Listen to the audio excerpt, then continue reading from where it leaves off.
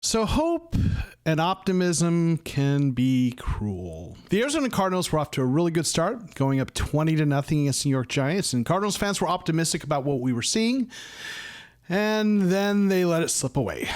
So in this video, I'm going to talk about the things I saw, the things that I think are encouraging despite the outcome, and why I think they did let it go away. And I know what you're going to say. Some people are going to say it's tanking or same old Cardinals, and I don't buy either of those, at least not at the surface level.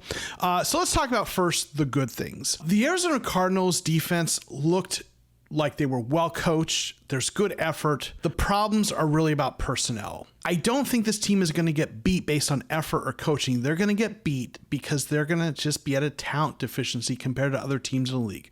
They're in the first year of a rebuild. There's some exciting young players.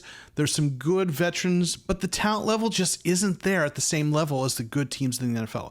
And then when you add to the mix that Budda Baker was out this game, that just made it that much more of a deficiency. But there were some other optimistic things. James Conner was a beast. He was running hard, physical, had over 100 yards. He is a really good running back. Cardinals fans know this. I think he's underrated around the league.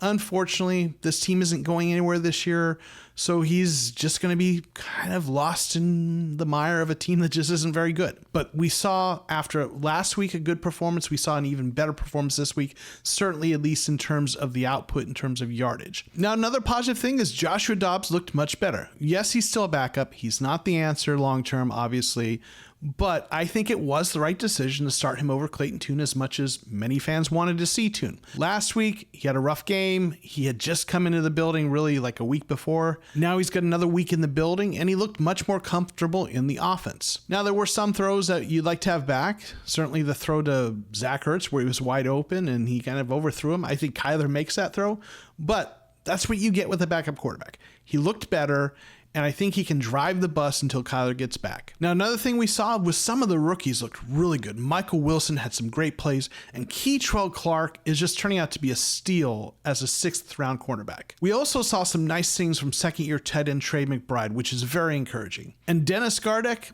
he's for real as a pass rusher. Now, his size does cause him to be a bit of a liability against the run. And I think we're going to continue to see Victor Dimukeje coming in as the run stopper on early downs, and Dennis Gardeck is going to be more of the pass rush specialist.